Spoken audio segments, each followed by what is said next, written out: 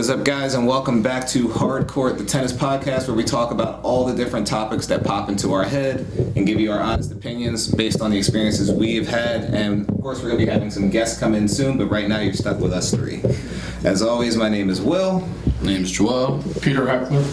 And today we're actually talking about problems that pertain to the tennis industry overall.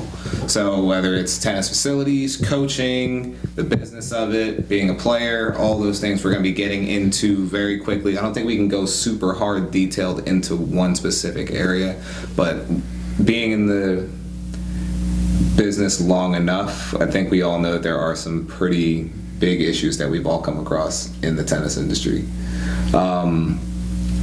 As a director, I'd say one of the biggest ones that I come across is, for starters, people not knowing what they want, but people managing to somehow still be disappointed. What I mean is, like, you have people that spend a whole bunch of money with the wrong coach, or spend a whole bunch of money at a country club and think it's a tennis academy. Yeah. And, but when it comes down to what the results are that they're getting, then they're not happy with it. Like, they have this kid that's supposed to be like really, really good, and then all of a sudden they're 18 and there's a parent banging on the director's door or banging on the general manager's door, and we're trying to sign up for we're trying to get into college now, and things don't go that way. Now, I mean, that's pretty light in terms of some of the problems that we actually really see. But I figured I'd open the door with something very. I think that's a loyalty thing, though. It's like go to one barber. It's kind of hard to go to a different barber because, like, that's your friend, man. Like, you've been going to him consistently. But I think it's a lot of people don't like that change because they want to be loyal to their coach or whatever. Yeah. But as it relates to that, one of the issues, we have, and certainly in Pennsylvania in particular, I think, having worked at a lot of facilities around the country, Pennsylvania is one of the worst states in the country for tennis, and everybody has their own little sort of pissing territory where this is my private domain and don't dare encroach on that, and this is my student. And because everything's so spread out, students shift from one facility to another because of where their friends go, where the competition is. And if anything, it's less about allegiance to the coach than it is going where the players are. So trying to keep a good pool of players as a facility owner or as a tennis director is tough, because the moment one person goes, then all of a sudden you see the bleed and the attrition.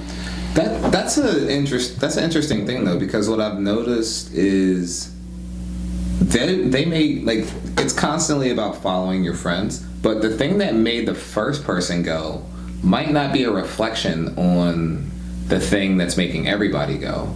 So we have and have had, like, really good students here, and let's say one of our students has a bad experience with the coach, or not getting the result they want, or moving, or finding some place that they just rather go. Now they go because of their experience, but then you lose 5 or 6 other people because they want to follow that person. Not even based off of, like, you not performing your job as a good coach, or you getting into an argument with somebody and they just don't like it. It's they fought, like, you lost 6 because of one, and it has nothing to do with the facility itself. Well, I mean, and I've seen where, I was working with a coach, and I brought you in because I wanted you're a little better than me, and I wanted you to be in that program too, to hit with me, and we're good friends, and I brought you in who were, we're about on the same level. But now the coach starts paying more attention to you and to you than to me, and now I'm feeling left out in the cold because I did the work for the coach to help get him kids into the program, and now he's abandoned me for the player that's better. Favoritism is a real thing in the tennis. Because tennis is such an individual sport, it's easy to. I think it's easier to see. Yeah, it's easier to favor one side or one player. If you're a basketball coach, like your starters are your starters, and you rotate people in, and obviously the starters get more playing time. But like as it pertains to tennis, like because it's such a one-on-one thing, it's impossible to hide the fact that you are favoring one person over another. And you hear that at almost every facility, I mean, the country over, where, well, why did Billy get into the performance training program, but my little Jimmy didn't? Is it because he's working with so-and-so? And that's, and there's always this perception, whether right or wrong, that individual pros will promote their own students above other pro students if they have the control to do so. It's a very real thing. And I mean, as far as me being the director here, I've done my best to make sure that doesn't happen. We have a very open conversations about pushing people up or holding people back. And I still, even though it's an open panel discussion between all the coaches, usually even I'll defer it. I'll say, I haven't seen them enough. If you think that they're ready, then I'll go with your decision. But somehow the parents still are always like, well, my kid can play with this kid, so why didn't you allow my kid to move up? But I mean, they're not looking at it as a skills aspect. Like, does your kids have the skills to do this in a point and stuff like that? They just see like, oh, well, my kid's been playing here for 2 years, so I want them to move up. I love the time frame when like I've been playing for 2 years is actually you've been playing for 16 hours. Because like how many days a week do you come? 1 hour a day in class for 2 sessions is 16 hours. You have not been here for 2 years. No. But I think that whole idea of favoritism, it is worse in facilities that have perhaps a bigger clientele base than we currently do, where people are fighting for spots. I mean, right now, if we can open up somebody who's qualified, we will. Yeah. But it's not like there's a waiting list necessarily to get in. I mean, obviously that's what we're trying to promote and build. Yeah. But when you do have that culture where, I mean, and I even experienced this as a player. You had your junior ladder. 1 through 30. And where you sat in that ladder was the court you went, when you did your high performance stuff, you were on the court based on where you were on that ladder. I like that though, because there's no arguing it. Well, yeah, I mean, and that's the same basic principle behind the UTR, is that there is, some more clinical way of assigning a level to people. Yeah. Besides my subjective, I think so-and-so is better than so-and-so. If you have an 11 UTR and I only have a 10.2, yeah, there's no question. I can't argue with that. Yeah, very, very unarguable. The other thing I would say, as pertains to that, which causes a problem, is it really depends on the environment that the facility's created. So, to give you an example, because me and you have worked at different tiers of facilities, and actually, Joel, now I think about it, you have too. In the rec programs that you worked at, it wasn't about keeping the client base happy. It wasn't about, like, you guys were very grassroots, making sure everybody had an opportunity to play, practice, and everything. No, exactly. Yeah. You compare that to a country club where one wrong statement from one of the members can have you in a meeting with the owner because you can't be the guy making waves, pissing off people who spend a whole lot of money to be here. Well, and I mean, and that's, there are different sort of lenses there, where in a public facility, it's about making money. Yeah. And now, granted, part of that is keeping the clientele happy, but it's harder in a public facility for somebody to, because they have a bee in their bonnet about you, dislike you, to have that negatively affect your job position or your ability to be employed. Whereas in a country club, somebody gets upset at you with something, and it's amazing because they all go to their cocktail parties together and they talk, and all of a sudden there's the mountain's been made out of the molehill, and there's no way to put that back in the box. You're stuck with it. I saw in one scenario, this was years ago, there was a coach, and this was at the country club in Philly. I won't say the name on the air, but a guy had 3 kids that were on the court, and they were all in like a clinic, and there was a new coach there, and he was kind of in like his probationary period, and he was a nice dude. He was actually really good player as well. The dad didn't like the fact that he was showing his daughter more attention than everybody else, and the dad thought it was for inappropriate reasons. I was actually there, and I attested to the fact that I was there, nothing happened, because it was in a class that it wasn't like they went off and he was working with her on her own court, or they went off to the store or something like that. He was actually giving her legitimate attention because she was actually struggling with stuff. So but every time the dad looked, he saw that guy talking to his daughter. He talked to everybody else, but every time he looked, so he went and complained. That dude was fired 2 days later. Wow. Yeah. Well, and I mean, we have all experienced in our industry, especially working with juniors, as is true. I mean, obviously, look at the U.S. gymnastics program.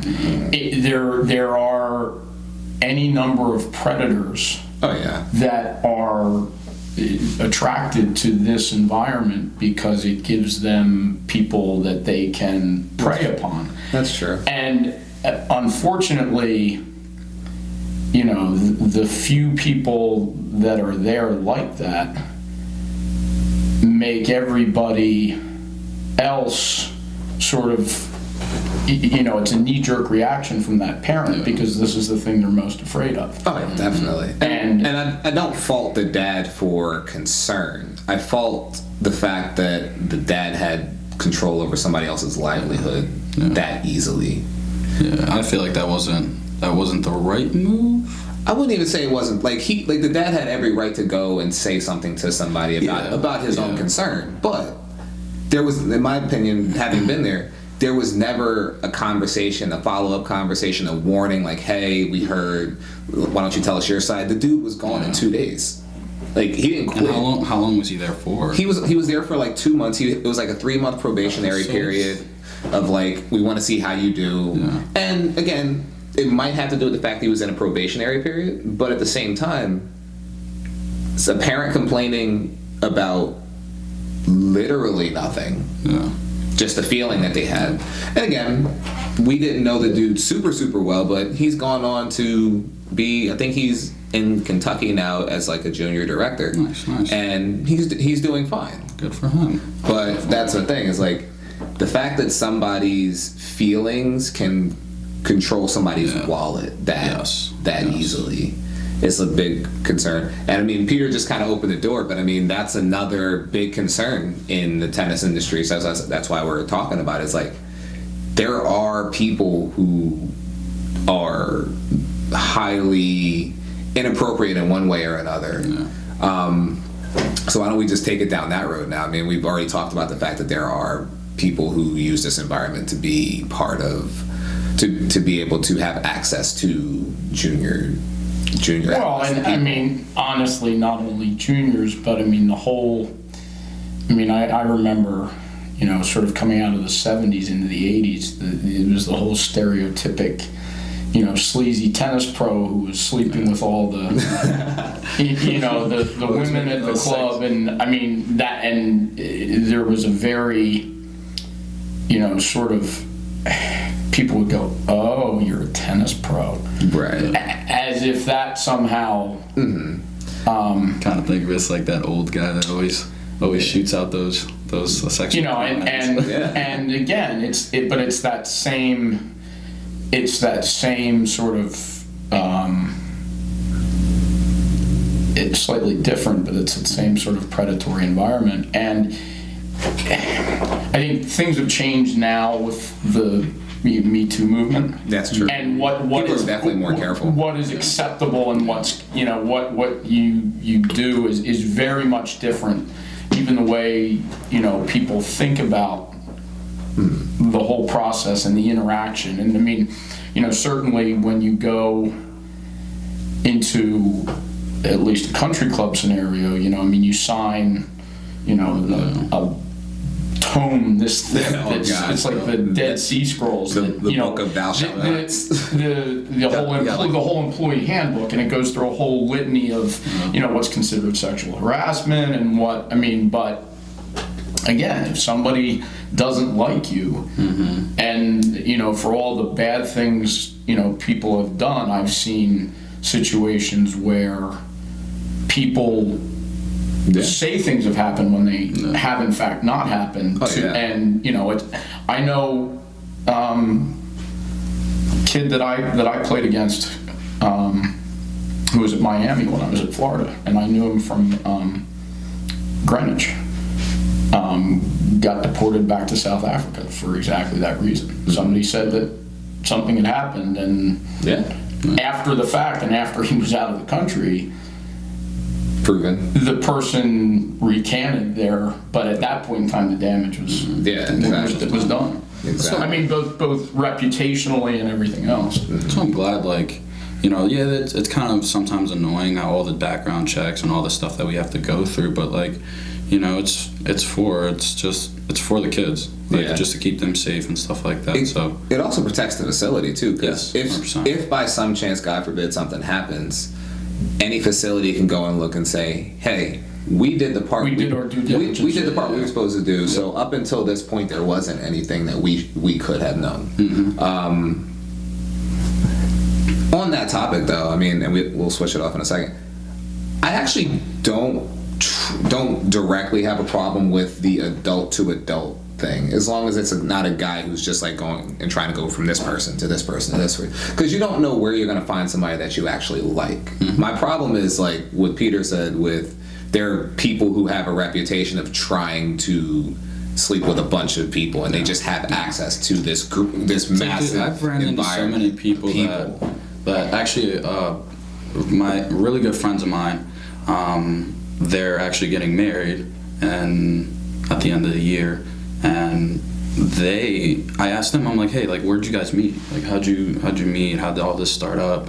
And it was from work. Like, you never know. And how many times are they saying, like, if you try to date somebody from your job, you will be fired? But I mean, that's not only in the tennis industry. That has become, almost across the board, whether you're in a law firm or you're in, the financial sector or whatever you happen to be doing. It's frowned upon to date somebody in the office because, and here's the problem from a boss's perspective, if for some reason that relationship doesn't work out, which more don't work out than do, then now all of a sudden you have two people in a work environment who are not in simpatico, and oftentimes, in a work environment, one person, because they're in a more senior position than another person, there's a disparity in who has more power, and then I mean, there are a whole bunch of things that our industry is now mirroring or reflective of what everything is in this country generally, whereas before it was, we functioned sort of out in our own little that's true. That's definitely true. cloud. But I mean, truthfully though, like if you look at sexual harassment that people are like filing and things like that, it's a weird thing with the rule that Joel brought up of like you're not allowed to, because the thing with sexual harassment is unwanted attention in any way that is of a sexual nature or can be interpreted thereof. But that term unwanted is the problem. It's not sexual harassment if you say it and he or she likes what you're saying. It's not sexual harassment if he likes you and he leaves flowers on your desk and you think it's cute. It's sexual harassment if he likes you and he leaves flowers on your desk and you don't like it. So now you've created this thing where if it goes south, you can say that you were being sexually harassed. But if it goes the way you want, you can have a group of people who get married that met at the office or met as two coaches that work at the same facility, or meet as a coach who met a lady who was coaching who was basically his age. I'm going with the level of appropriate. We're not again, if you're talking to kids, go kill yourself. But that's the thing. It's like it's such a weird thing because it's all based off of whether that attention's actually reciprocated. And the danger is if it's not reciprocated, you can get hit on the first one. So you think somebody's cute, you say something to them, they immediately report the fact that you said it, and now you lose your job.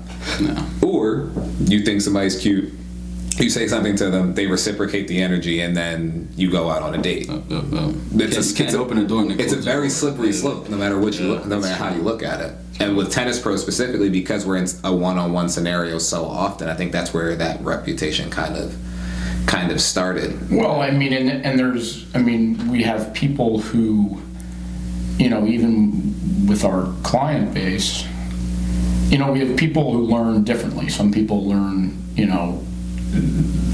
intellectually.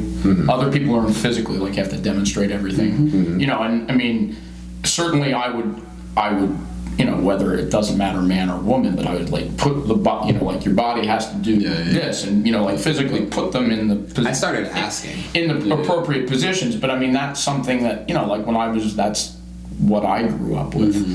And back then, it wasn't, again, the environment was different, but now, exactly as Will said, you have to ask, and you have to be very careful so that nothing is exactly what you described. Nothing's misinterpreted. Exactly. So that's what I have to do as well, because I was actually brought up that way. I was more a visual learner, so my coach would always move me around, put my body in certain positions. Even like with like Will, we've done this where you've been feeding somebody volleys, and I'll go and I'll hold their racket or their wrist, and I'll have them so they feel the wrist staying locked as they hit it. But like I guide them through the motion. Now, I know exactly what you're going for, and I can attest to the fact that you're not doing something inappropriate, but somebody could look at it and go and say, right, why are your hands on my even even the child might, and of course you're not thinking about it. You're just trying to show. You're trying to teach. But it's you have to be very careful, and in today's litigious society, you got to watch what you do. Actually, speaking of that, I have an example that I now realize. I'm glad I did it the way I did it, but now whenever I have this conversation, I do it exactly this way. So, and I think I've taught this to you at some point, but there's like a biomechanical difference between a male and female two-handed backhand. So with a female or with a male, when they go through puberty, girls grow at the chest and the hips, and boys grow at the shoulders. So technically speaking, when we hit our backhands, our power and our balance are set up differently. When I had a two-handed backhand, I would hit and you'd lock your shoulders, kind of how Andy Murray goes with his setup where everything's very rigid and we bring our power from the shoulders. Girls actually have to flare their elbows because their chest is actually in the way, and then they kind of look like they're using that arm on a locomotive. before they bring everything back out. Now, I was explaining this I was about to explain this to one of my students, and I was like, pick up the balls really quick. And I went up and got her mom and brought her mom down. Yeah. And I explained it to her in front of her mom, and I explained it to her very physically. I was like, listen, when you go through puberty, your chest grows. Your chest is now going to be an obstacle at some point, so it makes more sense. Right now, you're hitting your backhand like a boy, but when your chest actually gets to the size that it's going to be, you're going to have to actually clear your chest in order to hit. So having the forethought to bring her mom down, because I didn't want her to go upstairs and say, Coach Will was telling me that my boobs were in the way, and now... Yeah. Well, I mean, now we have to have an explanation. But that's even true, like on a forehand volley. I mean, there are all kinds of things, anatomically that create disparities in swing types. But I feel like because we're addressing like this area, the fact that when that goes back to let's look at it a different way. When that daughter goes back to her dad and tells her dad what I said, all dependent on how she words it, I could have a conversation. I could have a dad ready to fight me in the parking lot. but it's serious. And I mean, Peter, you're a dad, so you know that especially around men, you're always on more of an alert with your daughter.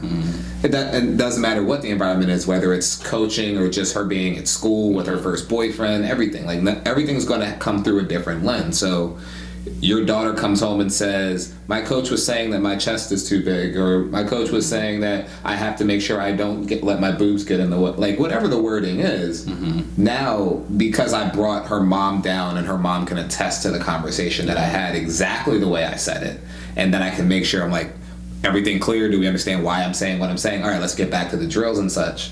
Now I'm not subject to, or at least I've done the best I can to not be subject to that coming back to bite me. Right. I mean, and there are, so many times and ways, when you're working with, advanced juniors, and you're traveling.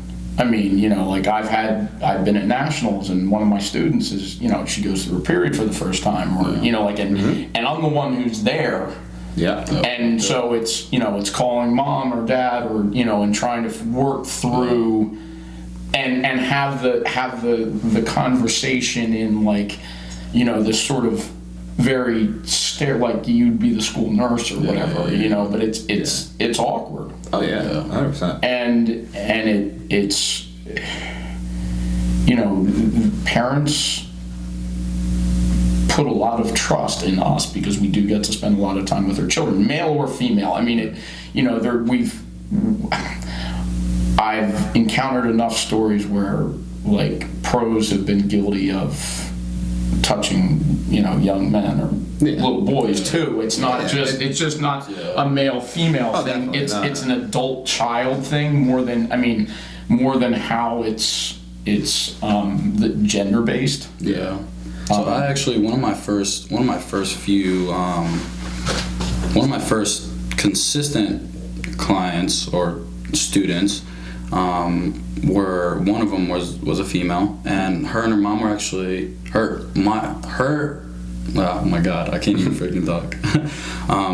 So her mom and I were actually pretty cool, and so I went through that a little bit. So like with talking to her mom and about her period and stuff like that. So she was always on the court, which was nice. So I kind of like learned a little bit on how to address certain things and stuff like that. So that was a nice part in the beginning of my coaching career. Having actually a female student.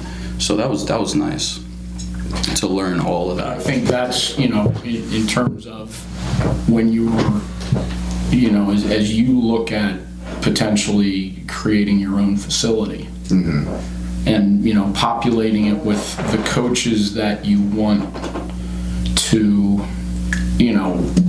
best serve the clientele and will help to drive the clientele you want to attract. I mean, part of that, what you were talking about people not being satisfied with the product they got, I think in starting your own thing, the key there is making sure that people know what the product is going to be. Oh my God. And as one of those things, to, you know, trying to get out of our rabbit hole that we were just in, but one of the things that's really important, and it's tough to come by, because there are a lot more male tennis pros than female tennis pros. But you definitely need at least one or two good female pros in your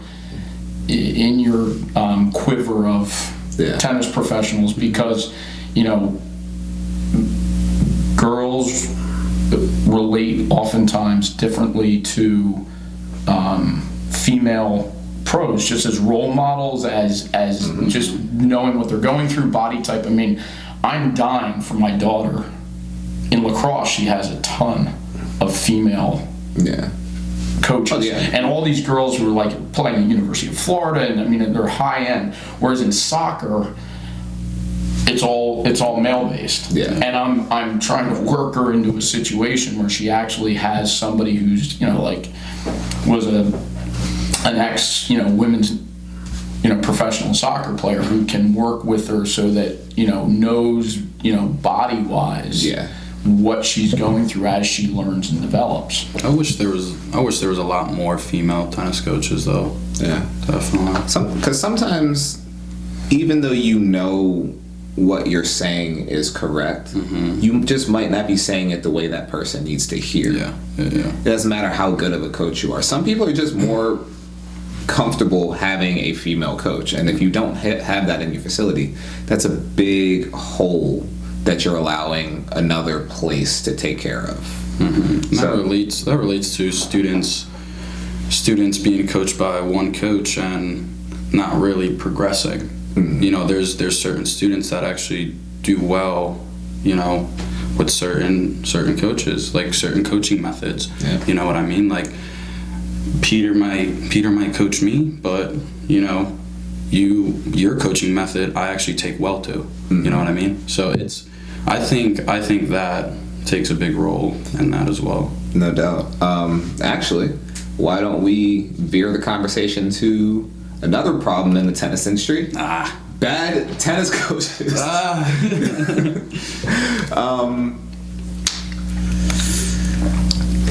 Oh man. Anybody want to walk through that door? Oh man. All right. I mean, what makes a bad tennis coach? You too. I remember though, like, I mean, and I got thrown on the court to start coaching when my coach at the time had the coaches who worked for him in the summertime, or he went to the University of Charleston, so he got people who were still on the team down there to come up and work. Well, I mean, you know, they're in college.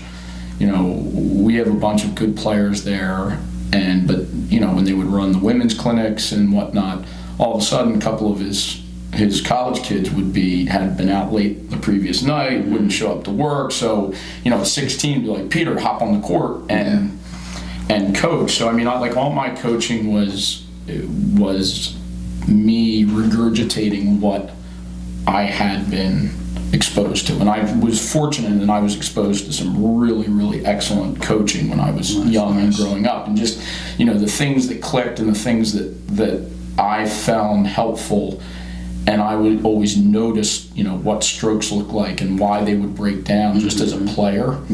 And so I coached that way, and I remember it was back before, you know, the USPTA and the PTR are so much more developed than they were back, you know, when I was, you know, certainly your age, even your age. And we looked at, there were a ton of pros out there who they would go and they'd go through their USPTA certification, and they would, you know, it was a piece of paper that said I was a coach. But, you know, then meanwhile, you know, the USPTA would be saying, well, the way to hit the new forehand is to rotate your hips. So all these pros would do was tell, you know, they'd have 3-0 to 3-5 women out who are playing nothing but doubles and going to the net, and they'd have them out there working on hitting open stances and just rotating their hips, not putting that in the framework of how that related to when to rotate the hips, when to do the arm. Like, people pick a topic and then that becomes the thing that they do. It's not put in any framework of how it actually mechanically works. Yeah, they chase the popular carrot. I mean, look at it now. There's the next gen or the new generation forehand, which is tipping the racket fully this way first before you bring your racket around, and then you had the traditional forehand or the open era forehand, and then you had the classical continental grip wooden racket forehand. Like, it's all based off of what people decide the thing is currently. Then everybody else has to catch up to it. That's why some of the conferences that I've gone to have just been a waste of money. Like, I go there for a networking thing. I don't go there to learn something because somebody's talking or they're breaking down why Djokovic's backhand is so much different than everybody else's. And the guy's just good. Like, he's not reinventing the wheel with his backhand. I've seen a couple of backhands on the Pro Tour that are technically identical. It's not the fact that Novak's backhand is so much better. He's a better player overall with a good backhand. Well, I mean, but whether you're looking at, if you're looking at, Nadal versus Djokovic versus Fed, I mean, you take the three best players out there. I mean, you look at them and their strokes are different, but if you superimposed each of their swings on top of one another, which is a little problematic because Rafa's a lefty, but you get what I'm saying. Like that, there's checkpoints. They're pieces where, and especially through the strike zone, there's a lot of commonality. So, I mean, one of you've used the phrase before, there's more than one way to skin the cat, but you can develop your own personal style within the confines of some like biomechanical principles that have to be occurring in order to make things work. You gotta turn your shoulders. There has to be a weight transfer. You have to get the energy moving through the ball. Like, there's a bunch of things that have to happen, and then there's a bunch of things don't have to happen that are popular, so people are saying it has to happen now. So I mean, back to the bad coaching thing, I feel like like Joel said, YouTube makes very bad tennis coaches. Terrible. But I mean, to kind of go back to that concept, it's the guy who's chasing the popular thing or the currently popular thing, rather than being a coach who's learning new information. It's, well, now I have to teach it this way, or now I have to teach it this way. Likewise, I think the worst kind of coach, you guys can tell me if you disagree, the worst kind of coach, I have two categories. The worst kind of coach is the coach who thinks he knows a lot and doesn't know shit, but still teaches. That guy's dangerous because he can sell himself. Yes. They're really good salesmen. He will have a group of 20, 30 kids and adults, and he doesn't know anything. And those are the coaches that are at public courts. That's true. The other one that's dangerous, and I actually feel like this guy's more dangerous sometimes. Not all the time. I'd say like the first one I said is definitely the more overall dangerous because he'll ruin the industry. But the guy who doesn't pay attention to what you're actually there for. No. You know what I'm saying? Yep. So we've all had different kinds of lessons. Sometimes you have a hitting lesson where the person's there to hit a bunch of balls and get a good workout. And if you give them a tip here or there, they're happy. But then there's other ones where they want the technical breakdown. If they only hit 4 or 5 balls within 10, 15 minutes, they're like, all right, but I understand what I'm trying to do. Then there's somebody who's there for cardio tennis, or there's somebody who's there just as a social outlet. My favorite and least favorite one is the one who says they want to get better, but will completely ignore everything that you tell them. Like, I really need to work on getting more topspin on my forehand. Okay, well, I need you to drop your racket a little lower. Yeah, but I don't really like doing it that way. But I mean, that's more about the client rather than the coach. But what I'm saying, the coach that doesn't actually register. Yeah. Right. Because the thing is, the three of us are different. The three of us can facilitate a lot of different things, but and recently more so, especially since hiring Joel, I have deviated people away from asking me for a lesson and said, you should try this person instead. Like, I'm all for doing a social lesson to make somebody feel good, but I'd rather not. I have a certain level of expertise that would benefit certain types of players more. So if I have 2 hours to fill, or if I have 1 hour to fill and 2 people that could potentially do it, I'd rather take the person that's going to best benefit from having my time and let the social lesson or the hit around lesson go to somebody else who would better facilitate that. Because certain coaches want to be everything, and some coaches can, but at the same time, if it's not your thing and you're forced to do it, that's one thing. But if it's not your thing and you have an option to do it, or let somebody else who's going to do it better take it, I've gotten to the point now where I'm like, I'm a good enough coach where I'm not worried about not being able to fill the hour. No. I'm a popular enough coach where I'm not worried about not being able to fill the hour. It's who needs me more.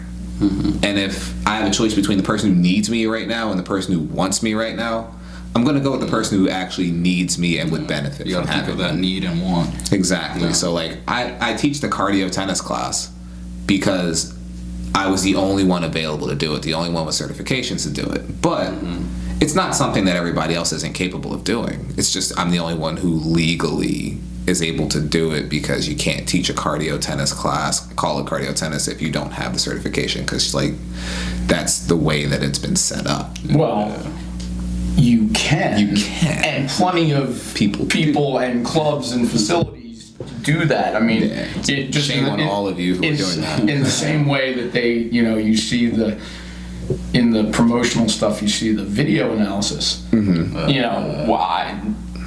Yeah.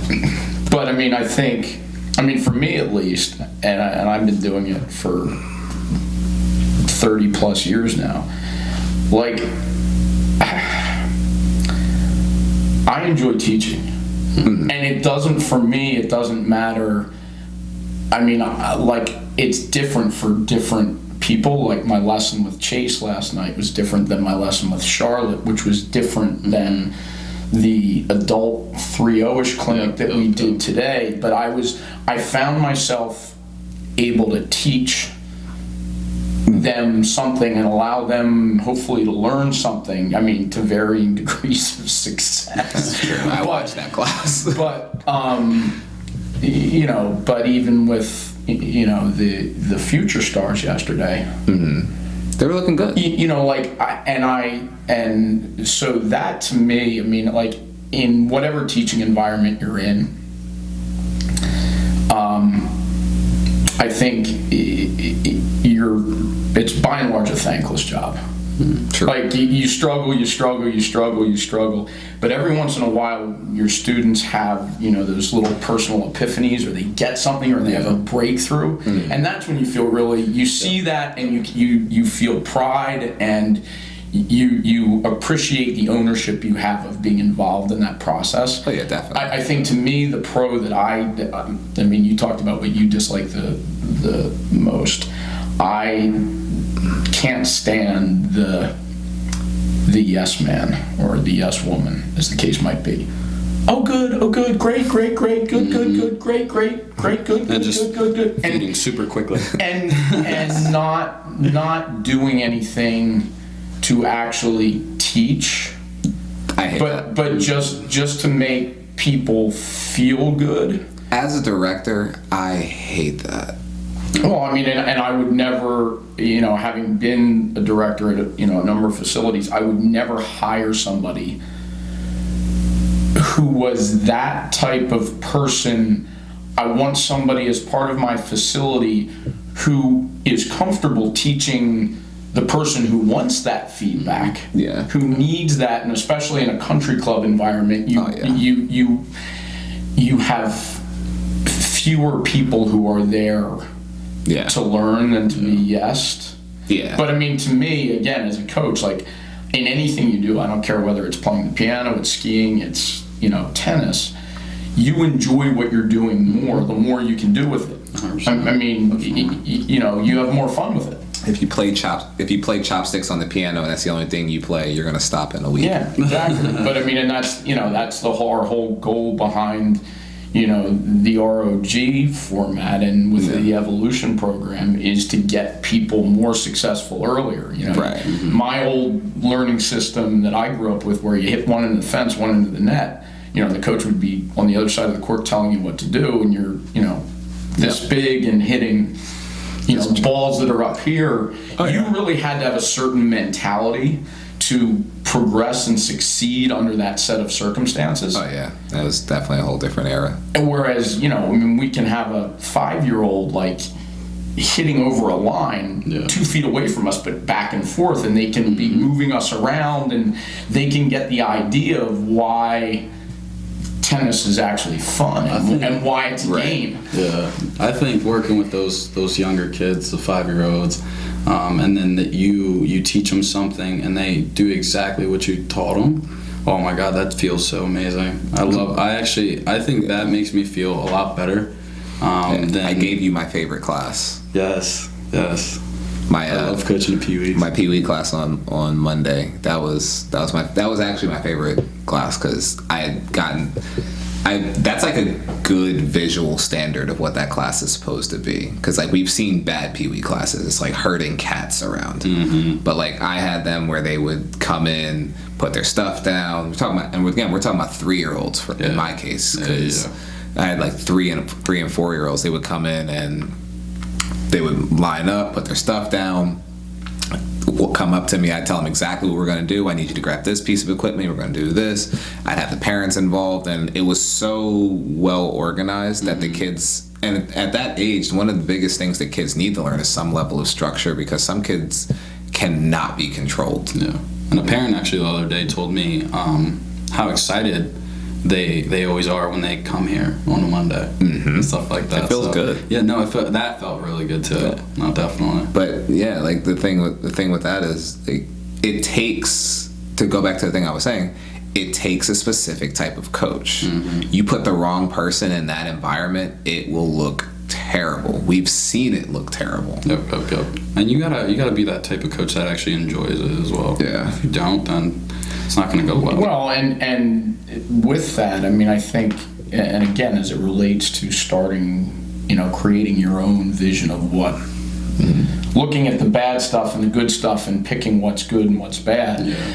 If you have coaches who have that skill, if you were a decent player, nationally ranked or highly sectionally ranked, you played in college, you can probably, if you've been coaching for a little bit of time, you can take a nationally ranked player who's in the 14th and make them incrementally better. Yeah. But it's the pro, in terms of staffing, it's the pro who can take somebody from the age of 6 or 7 and develop them to the point where then somebody's ready to take them over when they're 13 or 14, and I like that development arc. And if you have that, and you have people who can do that with those Pee Wee classes, that also is going to determine who your client base is. Right. We were talking about that yesterday with the Red class and the Future Stars class, when we were looking at it and saying, this class looks like it would transition into this class. Well, and you saw them, I was hand feeding the balls back and forth, and then you on the other side, with everybody was miming their showing that they could swing the right way, and so there was that, they looked like a smaller version, less developed of what was there, which then if you had the GA class up on the next court, and if you had then the JPT on the next court all the way up, you could line them up, if you took the best of each group. You could see the evolution of what this will turn into over time. And certainly I think, that's something that we don't do, and it was something that sort of the World Tour events allowed you to see.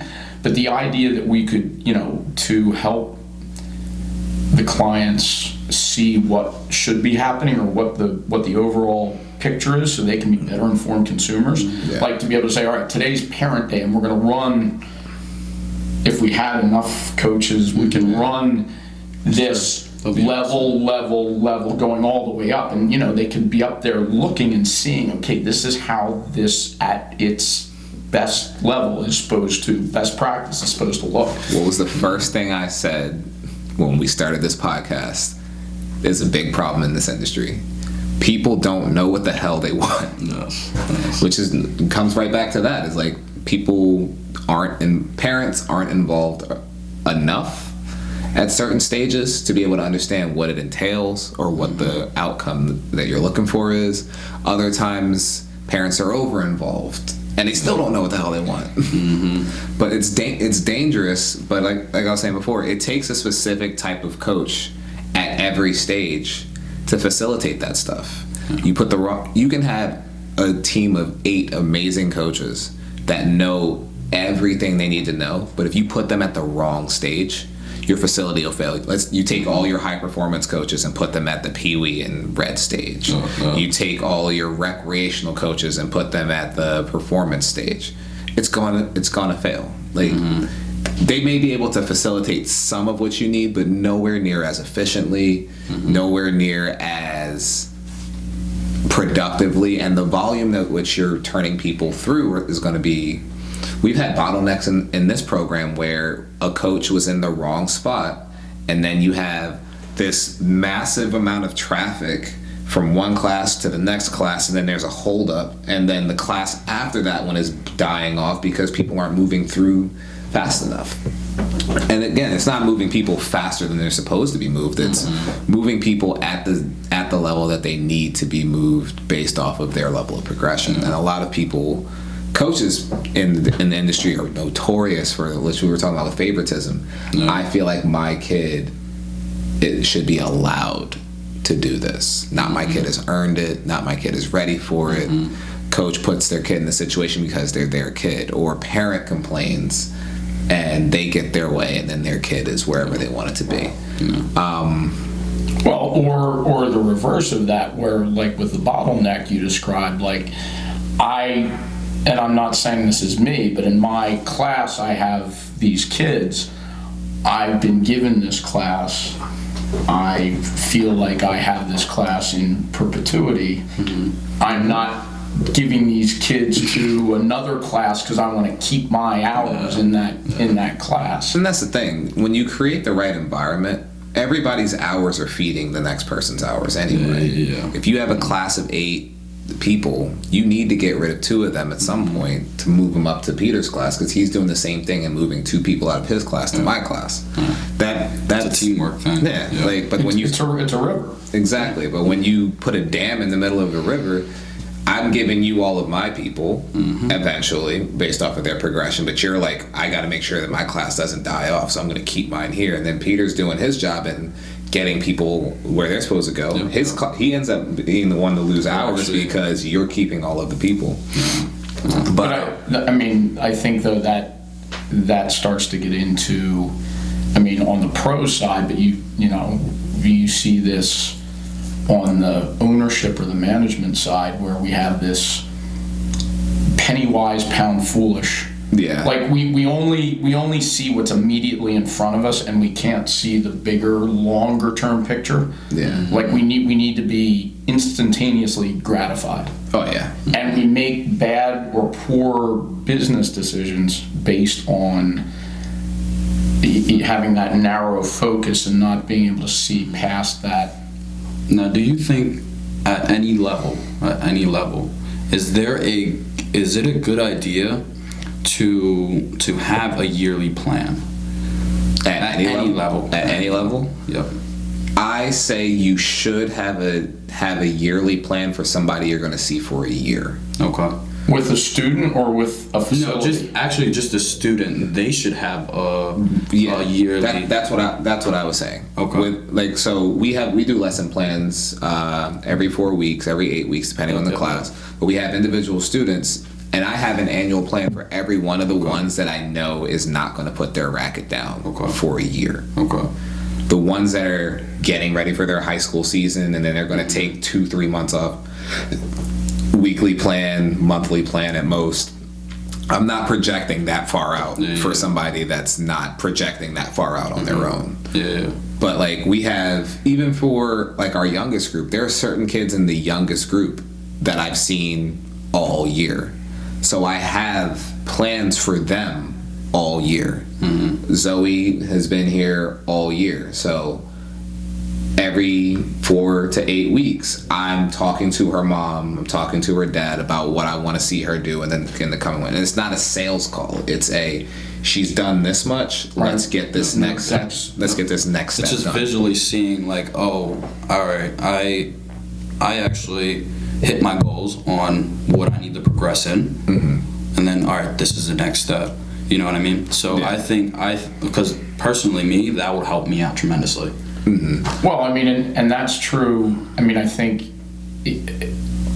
whether for a student or for your facility, like for your facility, and I know a lot of facilities that don't do this because when tennis pros, I'm certainly at 53, I'm getting older.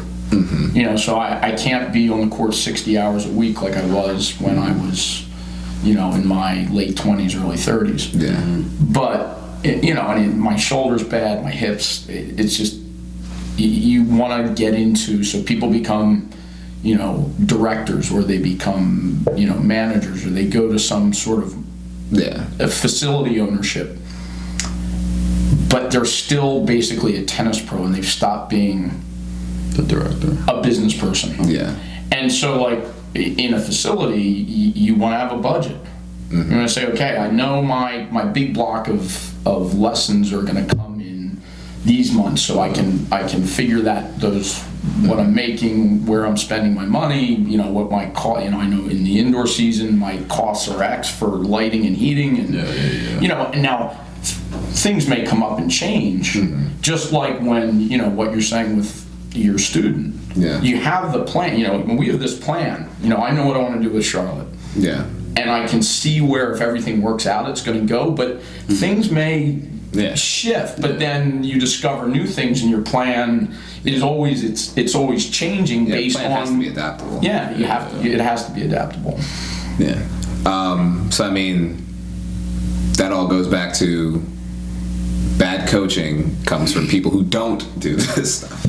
Dude, I was actually just talking to you about this the other day, about how I seen a couple of videos on Instagram of people trying to just give out quick tips and stuff like that, but I was just looking at them, I'm like, yo, dude, that is completely wrong. Trash. Right? So I'm like, oh man, that's terrible. YouTube and Instagram has made people who are trash celebrities. It's crazy. It's crazy. And I'm all for somebody who knows what they're talking about offering something on YouTube or Instagram. But if you don't know what you're talking about and you're just trying to get attention on you, stop. No. But across the whole social media, every social media platform, it's given everybody and their grandmother a megaphone. Oh, yeah. So you don't need to have any sort of qualification to put. You can say whatever you want about yourself, and unfortunately, people are poor consumers, so they will buy. Ain't nobody fact checking this shit. It pisses me off. Like I follow a bunch of different stuff on Instagram, from politics to gun rights to tennis, football, basketball. And the thing that always pisses me off the most is when somebody posts something that I immediately say, that's not true.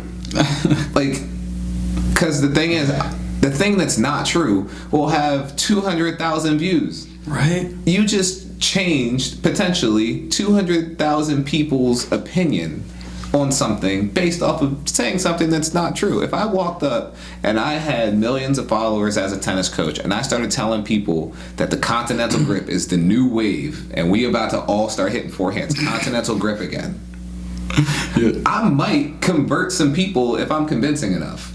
Dude, I think Facebook's the worst. Because a lot of the older people, I'm like, where'd you get that information? Oh, I seen it on Facebook. And I'm like, oh no. Your old lady impression is perfect. But in terms of, get back into the bad coaching, the number of times that I've seen coaches who are, they're saying the right things. You have to have a loop on your backswing, but the racket starts high and then drops straight back down, and we're waiting down there. Now, because the racket hit point A and hit point B and came back out and made contact with the ball, somehow that's perceived by that coach as a loop backswing, but in reality, it's not. And so it's having, again, it's back to that idea of having information, but applying it appropriately. I want to flip the conversation a different way now. Problems in the tennis industry as it pertains to business and the bigger businesses now. So facilities, USTA, ITF, ATP, WTA. Are there any problems that you guys see? Can we start off on like tournaments? Like, why is it so hard? Yo, take it from somebody like me who's trying to go back. I know, like we literally just discussed this. It's so ITF. I'm talking to you first, but I mean, think about it. The USTA. We've actually worked together and we've restructured the tournament format for that reason. Level 1, 2, and 3 are still national. Level 4, 5, and 6 are still sectional. Level 7 and 8 are still district. But the district tournaments are now being selected from the bottom up. So if you have no playing experience, you're not getting knocked out for the person who plays level 6s and 5s that just wants to drop down to get a warm up before they play a tournament or wants to go down and point chase. So if you have no ranking points to your name, if you have no experience to your name, you're going to get into the district tournaments first over the higher ranked people. It'll still be seeded based off of who's in and who's not in. But if you have a 16 draw and 20 people register, the top 4 people don't get in, and the bottom 16 will get in. So that what that does is that allows more opportunity for people to actually gain experience playing. That's awesome. Now levels 6 and above are selected from the top down like they usually are, but you've at least opened up the door to give people an opportunity who need the opportunity to play. So the USTA on the junior side did a really good job by recognizing that was a problem, because that's a regular complaint that people were getting. I've never played a tournament before and I can't get into any. That needs to be applied to some scale on the lower level pro event stuff as well. So for example, when you register for the ITF as a amateur pro level player type thing, it's as simple as registering and then go playing. There's no check that says how good is this person, should he be allowed to play. You're just part of this new organization and you travel to play tournaments. And I've seen some pretty amazing players who have no business being there but are in fact there. But here's the problem though. There's only 2 levels in the ITF. There's the 15K and the 25K. Yeah. And they're selected from the top down. There's thousands of people that are playing all around the world. Not so much now because of COVID, but there are thousands of people that are traveling and playing all around the world. I showed you the draw the other day. It was a 16 draw with a 32 qualifier and 200 alternates. 200. I looked at that and I'm like, what? 200 alternates for a 16 draw with 32 round qualifier. That is not enough opportunity. If you have 200 people on the alternate list, make the draw bigger. You gotta figure something out. Make the draw bigger, make the qualifying bigger, make there 2 qualifying rounds that happen elsewhere, or make a lower level one, which is a $5,000 one, which is selected from the bottom up, just like the USTA did. But something that gives people who are trying to break in an opportunity to at least fail. Yeah. Because that's the thing. Like, you're not getting an opportunity to, like, opportunity is opportunity. You're going to fail or you're going to succeed. I don't know if I'm going to succeed because I never get in. Because I didn't start playing those when I was in a junior, doing junior ITF stuff, which gives me a couple of points and gives me preference to get into those things. I'm an adult, so as an adult who's a pretty good player, I wanted to go play against better players, but my name on that last one that just happened, my name ended up being 108 on the alternate list of over 200 people. Not getting into that. And it's not that difficult to restructure. It's just Find places that are willing to host it. The UTR is doing the same thing.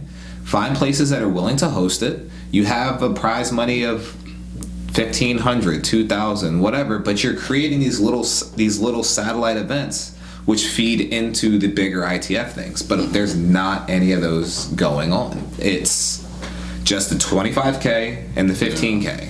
Yeah, you can go play a prize money USTA tournament, which pays out like $1,000 to the champion, or a UTR event, which pays out like $1,000 to the champion. But you're not getting points. That doesn't help you. That doesn't help you just give you that experience. That's right. It doesn't help you get that opportunity to go to a bigger stage. You're still going to be playing the same people that are just running around doing this because they can't do that. Yeah. That's true. But that's. However the system has changed, and it's certainly changed from back, when I was trying to play, but it's always been the big challenge when you're teetering around, and this could be said of like AAA baseball, but like how do I get that break, and it's just getting, for some players, it's just getting that one break, that one win, that one opportunity that then... who's a perfect example? That new guy Karetsev. Oh, right. So COVID made people less likely to play certain events. Draws weren't filling up with the usual faces. He got into qualifiers because of the fact that there weren't that many people, and he got a chance to play. He won qualifiers, which was great by himself, but qualifying only gets you into the tournament. Yeah. But then he tore through that major. What did he get knocked out at the semi? That's nuts. I think he did. I think Karetsev got knocked out at the semi by Novak. But to go through qualifying and then make it all the way to the semi, if not for Corona, I guarantee you we would still not know who he is. And the thing is, he turned around and won the tournament right after Australia. I think it was a 500. I don't quote me on the level of it, but to go from trying to make some type of break, obscurity. Exactly. Nobody knew who you were, and I'm not saying that he wasn't grind. I'm not saying that he was like some unknown name. I'm saying like nobody was checking the draw for you. Yeah. And because Corona hit and certain people tested positive and other people couldn't get in and other people couldn't travel, the list got low enough that it allowed him in. And the second he got in, he ran all the way up to the semi and then won a title right after that. And that's a sad thing to see, man. Like not many people getting that opportunity. Like, dude, he can play. He can obviously ball. Yeah, there's like nothing, no question on his level of ability. But my question is, and again, kind of facetiously, how many people are exactly like him, but in my position, where they can play as good as he can, but they can't get into a freaking ITF level 15K to even try because they're number 189 on the list. And it's sad it seems like it's been like that for quite some time. Yeah, and it's not that tough to rework it. The problem is there are a bunch of other low-level tournaments, but they don't help you with that. But you look at sort of the dumper that American tennis is currently in for the men right now. Everybody's saying, "Oh my God, we don't have a guy in the top 30." It's and talking about opportunity. One of my biggest sort of pet peeves has always been that we have all these players in Europe and in South America who, when they're identified as top level players, all their training, their travel, their equipment, everything is subsidized by the state tennis organization. And in the U.S., because it's so spread out, we don't have, at least thus far, the USTA is trying. Yeah. But we haven't had that opportunity in the States to help, people who have less money to get into the sport, to allow a greater, genetic base to be playing tennis. And so our opportunity as Americans was, if we somehow managed to get good enough in the juniors, we could go play at college. Yeah. And that would give us, when I've been scrapping to get into a program where I have people who are as good as I am or better than I am to train with constantly, now I'm in an environment with a great coach or a good coach and a really good assistant coach, a whole support network, weight facilities, nutritionists, you get massages, you're practicing for free, you get your equipment, and you're getting your education paid for to a certain extent. The problem is, though, that like 60% of the players playing Division I men's tennis right now, and maybe this is true for the women as well, but they're foreigners. Easily. And I'd say there should be, like, in terms of what you're saying about the ITF reworking the entry level for those players trying to get into that level. Do you think that's because I don't want to say it the wrong way. Do you think that's because the colleges they want to play at are here? So you've got foreigners who are training to get their opportunity to go overseas, which overseas is here. They're training to potentially play professionally. They end up not being able to do it, but they go get their schooling paid for here. Whereas we're already here, so we've got so many options on what we're going to do. Even if we try to work to the exact same extent, it's not catered for by the country because we're not trying to represent the country elsewhere. So you take Serbia, you take a place like Serbia or Croatia, where they have federations that assist with these things. Spain. Yeah, they have federations that assist with this stuff so that you can be a good representation when we send you over there. But with the U.S., because the U.S. is so big for starters. Well, the U.S. is so big, and there is still, despite the U.S. having fallen in reputation over the years, everybody still wants to come to the U.S. It's like, I get to go to the U.S. and live, in California or in Texas or, and there are tons of kids who have, I've known a bunch of them who've had a great experience over here and have loved it and have actually stayed. Yeah. Because they played college tennis, they got an education. Yeah, I'm trying to get my friend to come back. I was just about to say that. Right. And even people who then have not ended up staying in the tennis industry. They've gone on and proceeded to go into some other industry that's here. Yeah. And it's a huge opportunity for them. But I think at some point in time, we should be taking care of our own. And it's it's a big exercise in cynicism. Because as a coach or as a college, I go, well, shit. Yeah. Will over there at Tech U is going to do it, so if I want to be competitive with Will, and I know Joel over at, whatever college is going to do it, I need to do it too. Yeah. Right. Yeah. And there's a great pool of foreign players who want to come over here and play, and so that's what they're doing. I also feel like towards that point, another reason why it's dying, as it pertains to comparison to other places, is it's so damn expensive from every aspect. So you said that certain stuff isn't paid for where it's paid for other places. Lessons, coaching, equipment, all that stuff done by you. Are you as a parent who's not fully invested in tennis going to spend that type of money for a child of your own, not knowing if they're going to be fully invested in it? There's so much entry cost for pretty much any level. So put a number on it. What would you say to be a successful? To come out at a national level for a junior. Give me a bottom and a top number. Let's see. Per year. Let's use one of our students. I know for a fact that this parent pays. And this is the low end, to be honest, but this parent pays $1,200 to $1,500 a month on their child. Yeah, I was gonna say between $12,000 and $16,000 a year. So I mean, and that's a lot of investment over a lot of years to try and get when you think about the money that's spent versus even if you happen to be one of those lucky kids who gets a full ride, which with Title IX for men now is few and far between.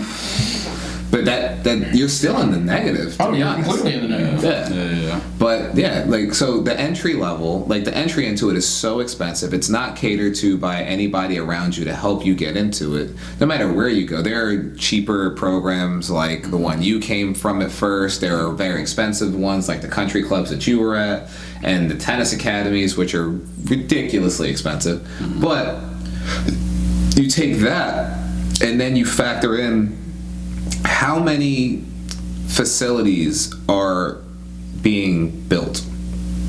When I say more facilities are closing than are coming up because it's so expensive, and the level of for whatever reason, that kind of goes back to my Google era thing again, but the level of investment from parents and kids is going down. They want to try everything and they don't want to commit to anything. So your price points for stuff are lower, which means the investment from the parent is lower, which means the investment from the kid is lower. They don't mind skipping practice because they didn't spend that much. And when they do spend that much, they're more hesitant because they don't know if it's going to be worth it in the long run anyway. Mm-hmm. So you compare the US, which is one of the best countries around. The reason why we're losing in tennis is because we don't cater to the fact that there's not as much opportunity, and the opportunities that there are pretty much on you. There are facilities that are really good. They give a couple scholarships, but primarily they're paid. How many parents? Let's look at our facility. Let's say everybody from our JPT class has the same level of potential as Allie and Chase, which is pretty good. They've got a good amount of upside. Let's say everybody from our JPT classes had that level of potential. But the only way for them to reach that potential is for their parents to pack up and move to Florida. How many have the means to do that right now? Or are willing to risk it. Exactly. Yeah. And, I mean, it's worse, north of the Mason-Dixon line. I make that arbitrarily, but you're right, though. I mean, anywhere where you're having to spend the vast majority of the year indoors and the associated costs that drive, both in terms of lessons and court time and everything about it, drive the cost up. It's everything. When you're down in Florida and you're outdoors all the time, or you're in Texas, or you're in Southern California or Arizona, it defrays the cost a bit, not entirely, but to what you said about the facilities closing down, look at all these facilities, by and large, were built back in the 70s when energy was cheap. That's true. And it was the new thing, and you didn't care. But now, where energy ain't cheap, and you can only put, in a cardio class, you put 10 people on a court at most. Yeah. You just can't get that many bodies on that amount of real estate, which is why you have people converting half their courts to exercise facilities or turf fields or to subsidize the low income of tennis. Because I can make a lot more money running soccer teams and lacrosse teams and field hockey teams through the same amount of real estate that I'm putting 4 kids or 6 kids on a tennis court per hour on. Right. You guys I haven't made it any secret. You guys know I want to build my own facility. I have to think about that type of stuff all the time. I have to factor in the fact that tennis is not a massive money-making machine by comparison to other sports. It's also on the decline in popularity by comparison to other sports. Tennis is losing to field hockey and lacrosse and soccer and baseball, which is why I said one of the. I don't know about baseball. It depends. I don't know about baseball, but. It's the team aspect of it, though. Yes. But the thing is, when you look at it overall, tennis struggles because of all these other things that we've talked about. The ability to compete comes after learning. Start there. Yeah. You join Pop Warner or you do T-ball, you do not have to know anything about it. To compete. The coaches will be there yelling at you and telling you what you need to do from day one of competition. Hit the ball. Exactly. T-ball's a perfect example. Parents are out there cheering for their 4-year-old kid who's playing T-ball and they're having fun. Yeah. You can't do that organized in tennis. Yeah. There is a certain level of entry cost before you're even allowed to compete. Like, you have to have a certain level of skill. Even as a red ball player who's going to play red tournaments, you got to know how to play to some extent. And that's the first failing of it, because T-ball is an organized thing that's available almost everywhere. Yeah. How many organized tennis competitions are parents looking for? By comparison to T-ball or Pop Warner or Powder Puff football or whatever, how much are parents looking for one versus the other? By the way, it doesn't really exist for tennis, but that's another problem with the tennis industry overall. But that falling short because of needing to know what you're doing causes the first problem from the door, which is if we look at it on a macro scale of what we were talking about in the facility, we have these few kids that are amazing at our facility that kind of pyramids out to like this level where they're not as good but they're more serious, this level where they're not as good and they're less serious, and most of them are this. It's the same thing on a macro scale of how many opportunities are there for all the kids to get into it, right, to even get to the top of the pyramid. Well, you start to, as you look at trying to figure out the calculus of how to start your own facility and make that, monetarily viable. Yeah. Because you have two things there. You want to be in control. You're tired of other people telling you how to do this or how to do that. You have your own vision of what you want to create. But at the same point in time, you want it to be successful and you want to make money out of it. The problem is, to what we're talking about with sort of the economies of scale, because of how expensive it is to participate, you want to be in a demographic area where your clientele has enough disposable income to be able to you want 100 people with their parents earning north of $200,000 a year versus like a third of that amount. Yeah.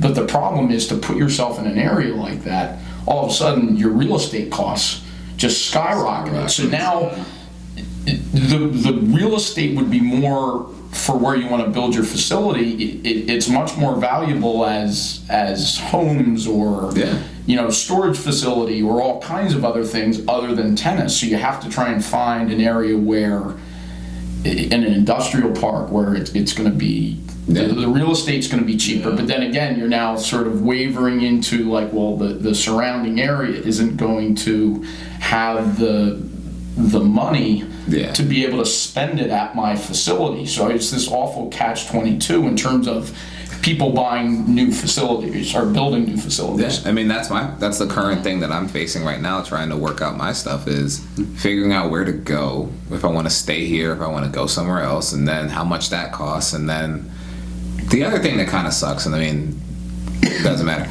you can't lease a tennis facility.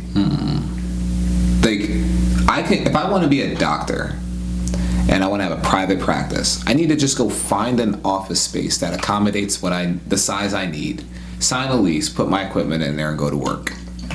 A tennis facility is a standalone thing that has to be put there.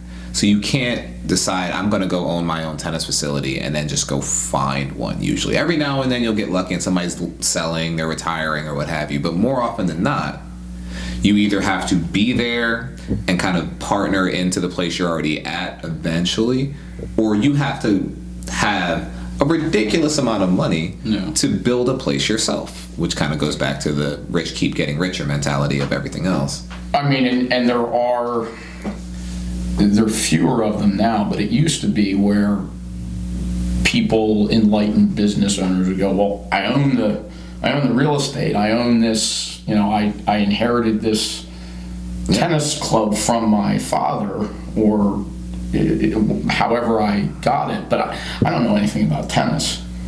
So I'm going to lease the courts to you. You pay me dollars for every hour that you propose to use, and in return, I let you run the program and do what you want to do. Yeah. Now, I mean, there are certain compromises that are there versus, you owning the land you've built the facility on, but they're also, it gives you an easier in that regard. Yeah. There's a lot of problems in the tennis industry overall. I didn't touch on it, I'll just mention it.